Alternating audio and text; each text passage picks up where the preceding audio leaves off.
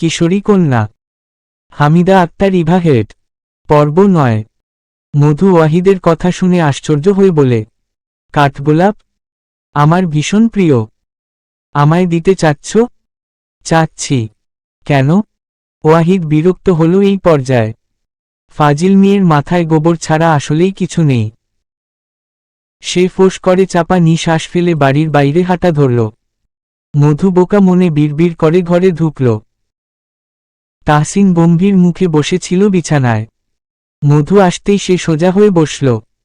মধু শরবতের গ্লাস এগিয়ে দিয়ে বলল, আম্মা বলছিল ফাহাদকে বাড়ি দিয়ে যাওয়ার কথা। আপনি যেহেতু বলেছেন ও আপনাদের বাড়িতে কয়েকদিন থাকবে, তাহলে যাওয়ার সময় ভাইয়ের জন্য কিছু জামা কাপড় দিয়ে দিব। কষ্ট করে একটু নিয়ে যাবেন। তাহসিন শরবত হাতে নিয়ে ঠান্ডা গলায় বলল, জামা কাপড় নিয়ে যাব কেন? আমার একটা মাত্র শালা, তাকে যদি কিছু দিতেই না পারি তাহলে আমি কেমন দুলাভাই হলাম? ফাহাদের জন্য সব কিছু কিনেছি আমি। ময়ূরী মাথা নাড়িয়ে বলল, যাওয়ার পরের দিনই তো উনি সব কিনে এনেছিলেন। মধু লজ্জায় মিনমিন করে বলল, আমি তেমন কিছু বুঝাইনি ভাইয়া। তাহসিন বলল, বুঝেছি। যাকগে, তুমিও তো গিয়ে বোনের সাথে কয়েকদিন থাকতে পারো নাকি? নূপুরের বিয়েতে তো যাওয়া হবেই, তখন না হয় থেকে আসব। ময়ূরীর মনেই ছিল না দিনের মধ্যেই বিয়ের আয়োজন শুরু হবে। দুপুরে সবাই একসাথেই খাওয়া দাওয়া করল। বিকেল নাগাদ তাহসিন ময়ূরীকে সাথে করে বিদায় নিয়ে শ্বশুর বাড়ি থেকে বেরিয়ে এলো। তাহসিনের হাতের মুঠোয় ছোট ময়ূরীর ছোট ছোট হাত। সরু রাস্তা ধরে দুই নরনারী হেঁটে যাচ্ছে। ময়ূরী বরাবরের মতোই ভীষণ চুপচাপ। তাহসিন আর চোখে বউয়ের নীরবতা দেখে বলল, একটা কথা জিজ্ঞেস করব? ময়ূরী মাথা নাড়ায়। তাহসিন বলে, তুমি আমার উপর রেগেছিলে কেন? আপনি এখনো বুঝতে পারেননি? উহুম, তাহলে থাক। রাস্তার মধ্যে তাহসিন কথা বাড়াতে চাইল না। হাঁটতে হাঁটতে বাড়ির কিছুটা সামনে আসতেই তাহসিনের ছোটবেলার কিছু বন্ধুদের সাথে দেখা হলো। ময়ূরী মাথার কাপড় টেনে নিতেই তাহসিন শক্ত করে তার হাত আঁকড়ে ধরল। তাহসিনের বন্ধুরা কাছে এগিয়ে এলো। ইসমাইল নামের একজন হেসে বলল, তাহসিন, তোকে তো খুঁজেই পাওয়া যায় না। গ্রামে এসেছিস কতদিন অথচ একটা দিনও আমাদের কাছে এলি না। তাহসিন হেসে বলল, কাজে ব্যস্ত থাকি। তাছাড়া পুতুলও গ্রামে এসেছে। ইসমাইল বলল, এত ব্যস্ত না করে একদিন আসিস, জমিয়ে আড্ডা দিব। বলতে বলতে পাশে ময়ূরীর দিকে চোখ গেল। এত বড় ঘোমটা দিয়েছে মেয়েটা, মুখখানাও স্পষ্ট নয়। সে বলল, উনি কি আমাদের ভাবি? তাহসিন মাথা নাড়ায়। ওরা সবাই ময়ূরীকে সালাম দেয়। ময়ূরী সালামের উত্তর নিলে বলে, ভাবি, ভালো আছেন? ময়ূরী তাহসিনের হাত চেপে ধরে। সে তাদের সাথে কথা বলতে চাচ্ছে না বুঝতে পেরে তাহসিন তাড়া দিয়ে বলে, তোরা সবাই একদিন বাড়ি আসিস। আজ বাড়িতে একটু কাজ আছে, যেতে হবে রে। ওরা সম্মতি দিলে তাহসিন ময়ূরীকে নিয়ে বাড়ি চলে আসে। সদর দরজায় পা রাখতেই পুতুল আর ফাহাদ খিলখিলিয়ে দৌড়ে আসে ওদের নিকটে। পুতুল আর ফাহাদ জনেই ময়ূরীর পা জড়িয়ে ধরে খিলখিল করে হাসছে। ড্রয়িং রুমে আদনান মুখ কালো করে হিমির সাথে বসে আছে। তাহসিন নিচু হয়ে পুতুলকে কোলে নিতে গেলে পুতুল চোখ পাকিয়ে বলে, তুমি আমাকে ছুবে না। তাহসিন আশ্চর্য হয়ে বলে, কেন আম্মা? তুমি আমায় শুধু বোকা বাবা। মা আমায় খুব ভালোবাসে। ময়ূরী ঠোঁট টিপে হাসে। পুতুলকে কোলে নিতে গেলে ফাহাদ ফ্যালফ্যাল করে তাকিয়ে থাকে বোনের দিকে। ময়ূরী হাঁটু মুড়ে নিচে বসলে হঠাৎ করেই জন তার গলা জড়িয়ে ধরে দুই গালে চুমু খায়। ময়ূরী চোখ বড় বড় করে বলে, আজ হলো কি তোমাদের? আমাকে এত ভালোবাসা হচ্ছে কেন শুনি? ফাহাদ বোনের গলা জড়িয়ে ধরেই বলে, আমি তো তোমারে অনেক ভালোবাসি আপা। পুতুল কপাল কুঁচকে বলে, আমিও আমার মাকে অনেক ভালোবাসি। তাদের কথা শেষ হতেই তাহসিন বলে, আমিও আমার বউকে ভীষণ ভালোবাসি। লজ্জায় মেয়েটা ঠোঁট টিপে হেসে ফেলল। ড্রয়িং রুম থেকে আদনান নাক কুঁচকে বলল, এই, তোদের নাটক বন্ধ কর। তাহসিনের বাচ্চা, আমার কাছে আয়। তোকে আজ চিবিয়ে খাবো আমি। তাহসিন এগিয়ে গেলে হিমি গাল ফুলিয়ে বলে, তুই আজই আমায় ঢাকা দিয়ে আসবি। আমি আর এখানে থাকতে পারবো না। এই অসভ্য ছেলেটা আমাকে একটুও শান্তিতে থাকতে দিচ্ছে না। আদনান দাঁত চাপল। তোকে আমি কি বলেছি? তুই ঢাকায় কেন যেতে চাচ্ছিস? তুই আবার কি করবি? সেটাই তো করেছি। কি? তাহসিন দুজনের ঝগড়া দেখে বিরক্ত হয়ে সোফায় গিয়ে বসল। ফাহাদ ছোট ছোট পায়ে এগিয়ে এসে তাহসিনের সামনে এসে দাঁড়ায়। বাচ্চাটা আজ ছোট একটা প্যান্ট আর গেঞ্জি পরেছে। গুলুমুলু শরীরটা হেলে দুলে এগিয়ে আনতেই তাহসিন বলে, কি হয়েছে শালা বাবু? ফাহাদ হাত বাড়ায়। তাহসিন কোলে তুলে নেয় তাকে। ফাহাদ ড্যাব ড্যাব চোখে আদনান আর হিমিকে দেখে তাহসিনের গালে গাল লাগিয়ে বলে, ওই ছেলে খুব পাজি। আদনান অবাক হয়ে তাকায়। তাহসিন বলে, কি করেছে ও? ওই পাজি ছেলে আন্টিরে মারে। আদনান অবাক কণ্ঠে বলে, এই পুচকু, আমি কখন ওকে মেরেছি? ফাহাদ কপালে গাঢ় ভাঁজ ফেলে। তারপর বলে, আমি তো দেখছি। দুলাবাইও আপারে ইমনে মাইর দেয়। তাহসিন ফাহাদের কথার মানে বুঝতে পেরে বাচ্চাটার মুখ চেপে ধরে। ভারী ভয়ঙ্কর একটা শালা পেয়েছে সে। আদনান সন্দিহান চোখে তাহসিনকে দেখে বলে, কিরে তাহসিন, তোর ব্রিটিশ শালা কি বলে? ফাহাদ তাহসিনের হাত সরিয়ে দিয়ে বলে, আমি সত্যি কইছি, দুলাবাই আপারে মারে। তাহসিন গোল উঁচিয়ে ময়ূরীকে ডেকে বলে, এই তোমার ভাইকে তাড়াতাড়ি আমার সামনে থেকে সরাও। কখন যেন সত্যি তুলে ফেলে দিয়ে আসবো ওকে। ফাহাদ জেদ দেখিয়ে তাহসিনের গলা চেপে ধরে বলে, দুলাবাই ইমনে কও কেন? আমি তোমার শালা না? তুমি আমার শালা নও, শত্রু হও। ফাহাদ গাল ফুলিয়ে তাহসিনের ঘাড়ে দাঁত বসিয়ে চিৎকার করে বলল, আমি তোমার শালা না? শালা কুইয়া ডাকু। বাচ্চাটার ছোট ছোট দাঁত ঘাড়ে বিঁধতেই সে দাঁত চেপে ধরল ব্যথায়।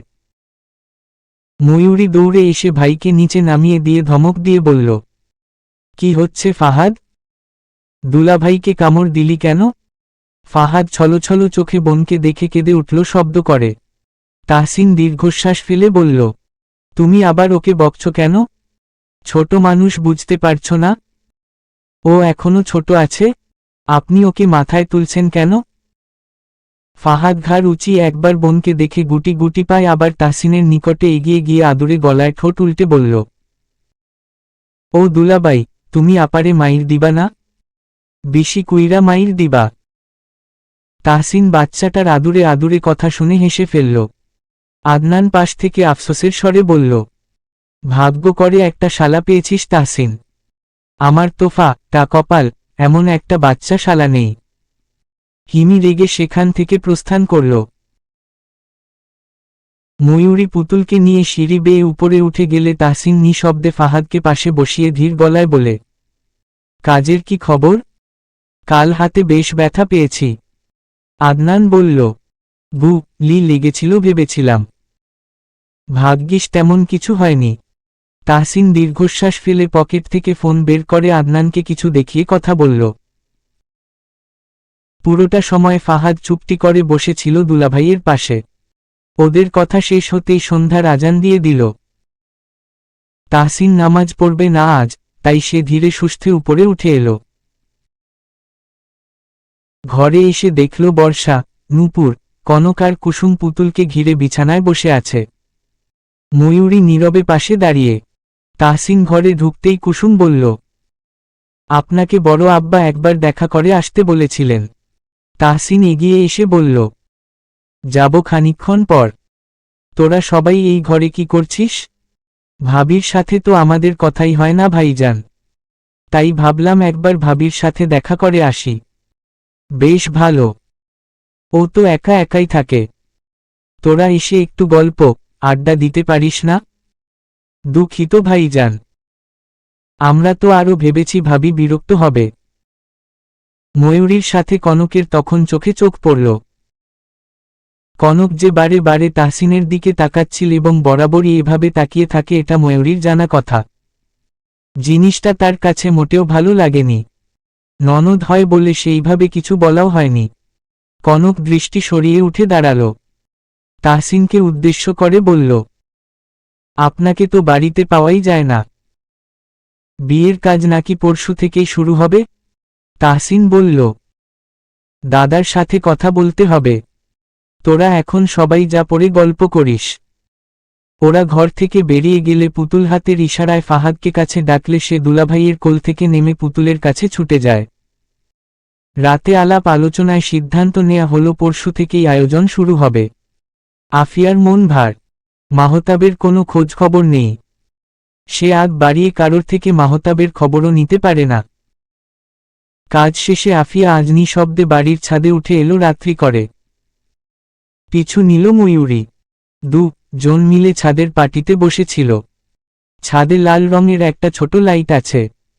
সেখান থেকেই আবছা আলোয় দুজনের বদন স্পষ্ট। ময়ূরী আফিয়াকে চুপচাপ বসে থাকতে দেখে বলল, তোমার কি হয়েছে ভাবি? আফিয়া খানিকক্ষণ নীরব থেকে বলল, আমার বাবা ছিলেন সাধারণ একজন কৃষক। ভাই মারা গেছে আমার বিয়ের পরপরই। মা নেই। বাবা অনেক কষ্ট করে বড় করেছেন আমাকে জানো। আজ গোটা একটা বছর ধরে বাবার মুখখানা দেখতে পারি না। কেন? উনি কোথায়? জানি না বোন। বাবা নিখোঁজ হয়েছেন অনেকগুলো মাস কেটে গেছে। মাহতাব খোঁজ খবর করেও কোনো খবর পাননি। আশ্চর্য, একটা মানুষ কিভাবে নিখোঁজ হতে পারে? আমার আর বাঁচতে ইচ্ছা করে না জানো। জীবনটা কেমন যেন অসহ্য লাগছে। কোথাও যেন একটুও শান্তি নেই। ময়ূরী আফিয়ার চোখের পানি মুছে দিয়ে আলতো করে জড়িয়ে ধরল। বলল, জীবন তো এমনই ভাবি। সুখ, দুঃখ, ক্লান্তি, আনন্দ সব কিছু মিলিয়েই আমাদের জীবন। তুমি ভেঙে পড়লে তোমার এই ছোট বোনের কি হবে বলো তো? আমার এই বাড়িতে আছেই বাকে। আমার সঙ্গী তুমি আর সখীও তুমি।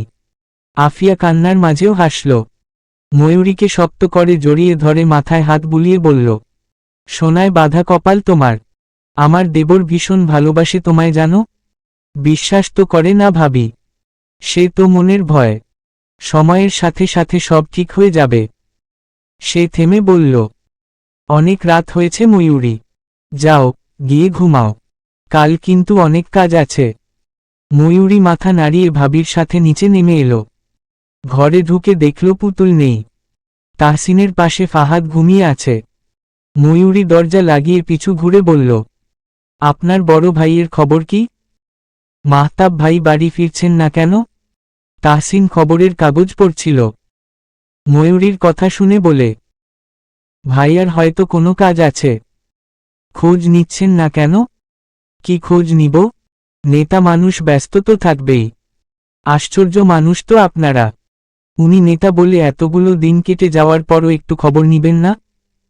তাহসিন চোখ তুলে ময়ূরীর বদন পানে তাকাল। কিছুটা শক্ত গলায় জিজ্ঞেস করল, জামাই রেখে ভাসুরকে নিয়ে টানাটানি করছো কেন? তার জন্য তো তার বউ আছে। যা বলছেন ভাবনা চিন্তা করে বলুন। তাহসিন সোজা হয়ে বসল। কিছুটা ভারী গলায় বলল, আশ্চর্য, তোমার সমস্যা কি একটু বলবে? কথায় কথায় এত রেগে যাও কেন? আমি ভাইয়াকে নিয়ে কথা বলতে বারণ করেছি মানে কথা এখানেই শেষ। আমার কথার উপর তুমি কেন এটা নিয়ে কথা বাড়াচ্ছ? আপনাদের চোখ থাকতেও অন্ধ। ভাবির অবস্থা দেখেছেন? আপনার ভাই কল করে না, আর কেউ কল করলেও রিসিভ করে না। কাল রাত থেকে ফোনটাও বন্ধ। সেটা তাদের ব্যাপার। তুমি এসবে ঢুকছো কেন? আমি বলেছি না? এটা তাদের দাম্পত্য ব্যাপার। তুমিও তোমার সীমা জানো ময়ূরী। ময়ূরীর নিঃশ্বাস যেন আঘাতে কেঁপে উঠল। চোখ দুটো লাল হয়ে উঠেছে রাগে, দুঃখে, অভিমানে। ভাবি আমার আপন। ভাবির চোখের পানি দেখে আমি চুপ থাকব? মানুষের সম্পর্ক শুধু সম্পর্ক নয়, দায়িত্ব। আপনার ভাই যদি সত্যিই ভালো থাকে, তাহলে ফোনটা বন্ধ কেন? একটা মানুষ দিন ধরে নিখোঁজ, আর আপনারা একটুও বিচলিত নন? তাহসিন কাগজটা শক্ত করে ভাঁজ করে রেখে দিল টেবিলের উপর। তারপর উঠে দাঁড়াল। তার স্বভাবসিদ্ধ শান্ত গলায় বলল, ময়ূরী, তোমার নিজের সংসার সামলাতে পারছো না, আর এদিকে ভাইয়া ভাবির সংসার নিয়ে পড়ে আছো? তুমি কি নিজেকে অনেক বড় কেউ ভাবছ? ময়ূরী ঠোঁট চেপে ধরে বলল, আপনি আমায় অপমান করছেন? তাহসিন কাছে এগিয়ে এলো। চোখে চোখ আটকে রেখে শান্তস্বরে বলল, আমি সত্য বলছি। তুমি অতিরিক্ত মাথা গলাচ্ছ, আর সেটা আমার পছন্দ না। ভাইয়া কোথায় আছে, কেন নেই, এগুলো নিয়ে কথা বলতে চাই না আমি। এখন চুপচাপ শুয়ে পড়ো। ময়ূরী মাথা নিচু করলেও তার বুক ওঠানামা করছে দ্রুত রাগে। ধীরে গিয়ে ফাহাদের বিছানার পাশে বসে পড়ল সে। বিছানা ঠিক করতে করতে বলল, এমন ধাঁধামো জীবনে আমাকে না জোড়ালেও পারতেন। অন্তত একটু শান্তিতে থাকতে পারতাম। আপনার জীবন, আপনার ইচ্ছে, আপনার নিয়ম, অথচ আমি শুধুই নামমাত্র বউ। সৌদাগর বাড়ির ছোট ছেলের বউ। তাহসিন থমকে দাঁড়িয়ে গেল। ময়ূরীর শেষ কথাগুলো যেন ঘরের বাতাস চিরে তার বুকে গিয়ে ধাক্কা মারল। সে ধীরে, খুব ধীরে বলল, সৌদাগর বাড়ির ছোট ছেলের বউ? এই পরিচয় তোমার কাছে এতটাই তুচ্ছ? ময়ূরী বিছানার চাদর গুছাতে গুছাতে বলল, তুচ্ছ বলিনি, কিন্তু এ বাড়িতে আমি কে সেটা এখনো বুঝতে পারিনি। আপনি আমায় বিয়ে করে এই বাড়িতে এনেছেন ঠিকই, কিন্তু বউয়ের অধিকার এখন অবধি দেননি। ময়ূরী ঘুরে বসল। তাহসিনের বিস্মিত চোখে চোখ রেখে শান্তস্বরে বলল, আচ্ছা, বিয়ের অর্থ কি বলুন তো? আমি আমাদের বিয়ের সঠিক অর্থ তা এখন অবধি বুঝতে পারিনি। আপনি কি শুধু ঘর সংসার আর সন্তান সামলানোর জন্য আমাকে বিয়ে করেছেন? তাহসিন শুকনো ঢোক গিলে বলল, সংসার সামলাতে তো বলিনি। আমি শুধু চেয়েছি তুমি পুতুলের দেখাশোনা করো আর নিজের পড়াশোনা নিয়ে ব্যস্ত থাকো। পুতুলের দেখাশোনা? আপনার মেয়ের কথা বলছেন? তাহসিন উত্তর দিল না। ময়ূরী মৃদু হাসল, হেসে পা গুটিয়ে বসল সেখানেই। আর চোখে ফাহাদের ঘুমন্ত মুখ দেখে বলল, সামান্য একটা কথা একটা মানুষের হৃদয় কতটা জখম করতে পারে আপনি জানেন? জানেন না বুঝি? ময়ূরী চোখ তুলে তাকাল। তাহসিন দেখল সেই দৃষ্টিতে কোনো মায়া নেই, কোমলতা নেই, আছে শুধু একরাশ অবিশ্বাসের ছাপ। তাহসিন এগিয়ে আসতে চাইলে ময়ূরী থামিয়ে দেয় তাকে। দৃঢ় গলায় বলে, আমি বাচ্চা মানুষ, এটা আপনার বিয়ের আগে ভাবা উচিত ছিল। তোমায় কে কি বলেছে? কে কি বলবে? তাহসিন জোরে নিঃশ্বাস ফেলল। তাহলে এসব অদ্ভুত কথা বলছো কেন? তোমার মুড এখন ভীষণ খারাপ। এভাবে কথা বাড়িয়ে লাভ নেই। আপনার সাথে কি কখনো কথা বাড়ানো যায়? আর কত আমাকে চুপ করিয়ে রাখবেন? বাড়িতে কত সমস্যা, কত চাপ। তুমি বুঝতে চাও না? কেন বুঝতে চাইব না? আমি আপনার স্ত্রী নই? সংসারের অর্ধেকটা আমার নয়? আপনি আমাকে কিসের ভয়ে দূরে ঠেলে রাখছেন? তাহসিন এবার কিছুটা উচ্চস্বরে বলল, আমি তোমার ভালো চেয়েছি। চেয়েছি পুতুলের দেখাশোনা করো, এটা ভুল? ময়ূরীর চোখ দুটো চকচক করছে রাগে, ব্যথায়। ভুল তখনই, যখন সেটা স্ত্রীকে দূরে রাখার অজুহাত হয়ে যায়। আপনি আমাকে একটু বিশ্বাস করলে কি এমন হতো? ঘরে হালকা নীরবতা নেমে এলো। তাহসিন বোধহয় ময়ূরীর না বলা কথা হঠাৎ করেই বুঝে ফেলল।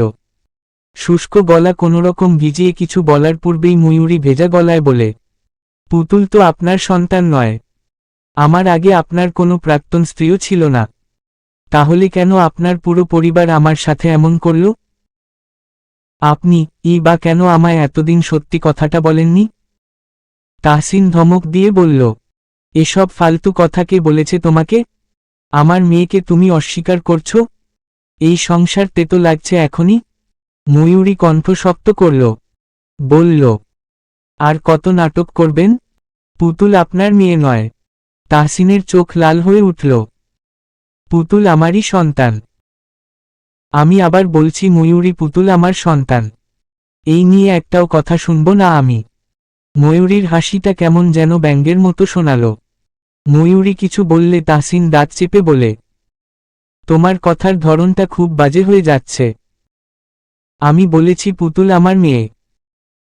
আর আমি বলছি আপনি মিথ্যে বলছেন। তাহসিন হঠাৎ সামনে এগিয়ে এসে দাঁড়াল। তার বুক ওঠানামা করছে রাগে। ময়ূরী, আজ তোমার কথা খুব বেশি হয়ে যাচ্ছে। তুমি সীমা ভুলে যাচ্ছ। সীমা ভাঙছি আমি? আপনি যে দিনের পর দিন আমাকে অন্ধকারে রেখেছেন ওটা কি? আপনার মেয়ের জন্মদাতাকে? কোথা থেকে এলো সে? আপনি আজ পর্যন্ত বললেন না কেন? তাহসিন দাঁত চেপে বলল। তুমি সীমা ছাড়িয়ে যাচ্ছ। ময়ূরী ততক্ষণে ফেটে পড়েছে রাগে। সে চওড়া গলায় বলল, আমার জানার অধিকার নেই?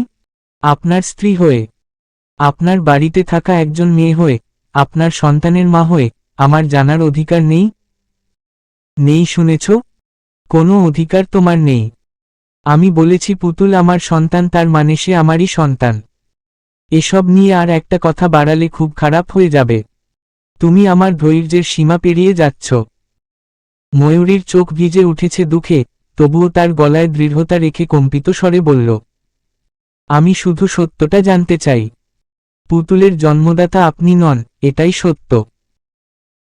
সে আমার রক্ত, আমার সন্তান, আমার মেয়ে। তুমি কি বুঝতে পারো না? আপনি যদি তাকে নিজের সন্তান বলতেই চান, তাহলে বলুন তার মাকে। তাহসিন নিথর, চোখে রাগ, ব্যথা, অপরাধবোধ সব মিলেমিশে এক অদ্ভুত ঝড়। না কিছু বলতে পারছে আর না পরিস্থিতি ঠান্ডা করতে পারছে। ময়ূরীর চোখে পানি টলটল করছে, তবুও সে এক চুলও নড়ল না। আমার জানার অধিকার আছে। আমি আপনার স্ত্রী।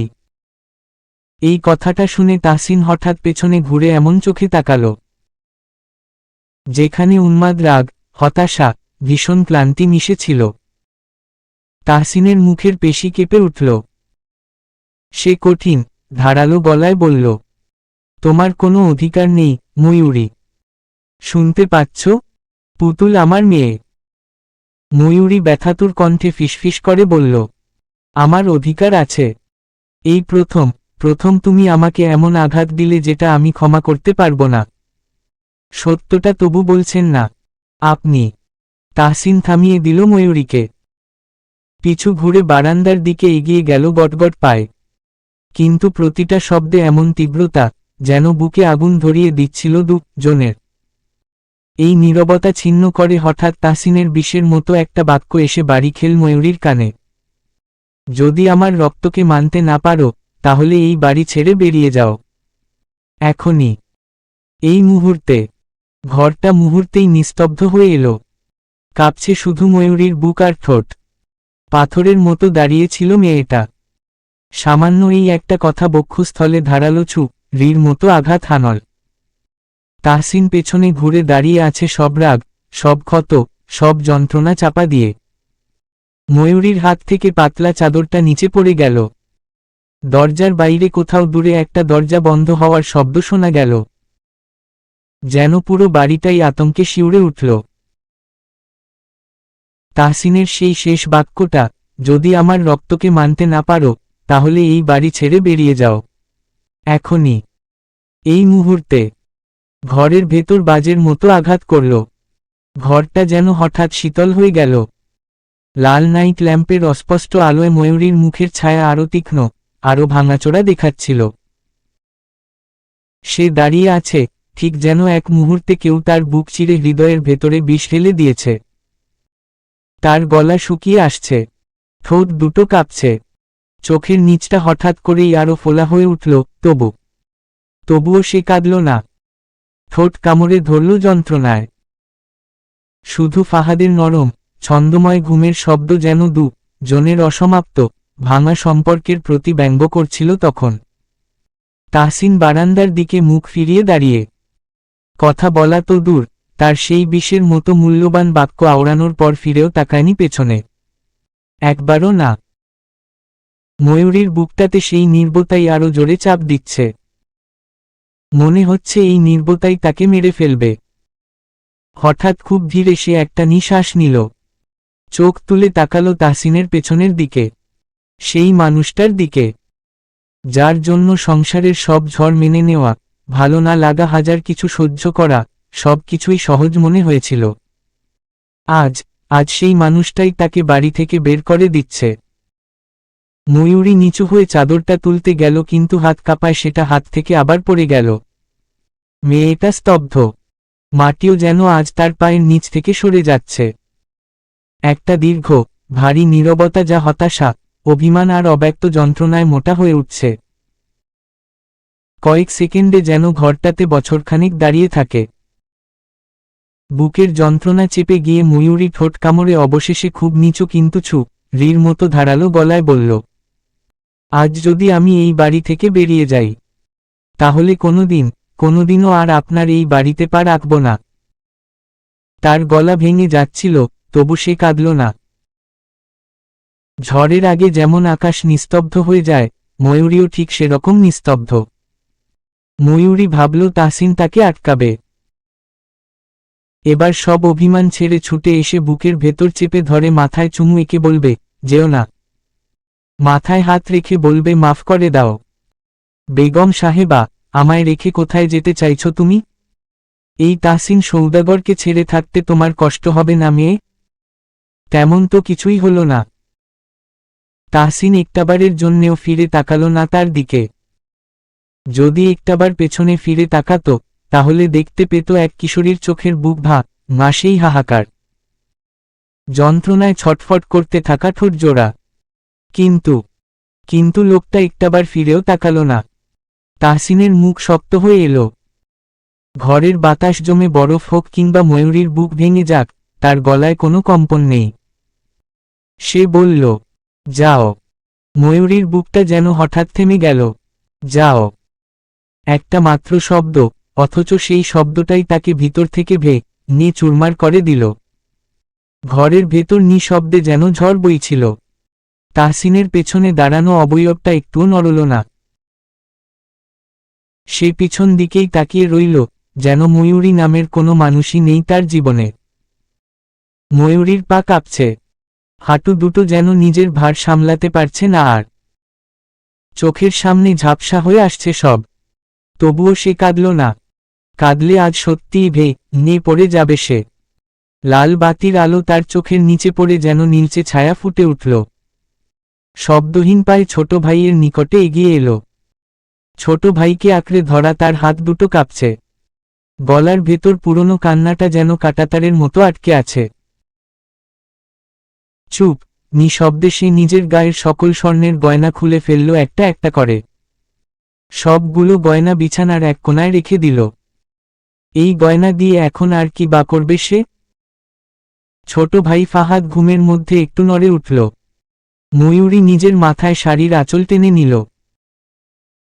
মনে হলো আজ থেকে সে কোনো ঘরের বউ নয়, কেবল একটা পথহারা মেয়ে।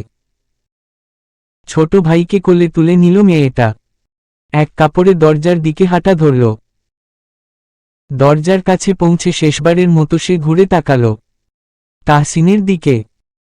পেছনে ফিরে থাকা সেই মানুষের দিকে, যাকে সে নিজের মনে কতবার স্বামী বলে ডেকেছে, অথচ উচ্চারণ করেনি কখনো। ময়ূরীর চোখে এই প্রথম জল এলো। একটুকু, এক চিলতে, কিন্তু সঙ্গে সঙ্গেই তা শুকিয়ে গেল। গভীর যন্ত্রণায় জলও শুকিয়ে যায়। ফাহাদকে আঁকড়ে ধরল সে। দরজাটা আস্তে টেনে খুলল। হাওয়া এসে তার শাড়ির আঁচল উড়িয়ে দিল। তাহসিন এবারও ফিরে তাকাল না। দাঁড়িয়ে রইল, কঠিন, বরফের মতো। ময়ূরী শেষবার বলল, আজ আপনার জেদের কাছে আমাদের এই সম্পর্কটা বড়ই তুচ্ছ মনে হলো। আমি শুধু সত্যিটা জানতে চেয়েছিলাম আপনার কাছে। যাকগে, যাচ্ছি আমি। আমার সকল ভুলগুলোকে মাফ করে দিবেন দয়া করে। বাড়ির কেউ কিছু জিজ্ঞাসা করলে বলবেন। ময়ূরীর ঠোঁট ভেঙে এলো। গলা ভেঙে কান্না ছিটকে বাইরে বেরিয়ে এলো।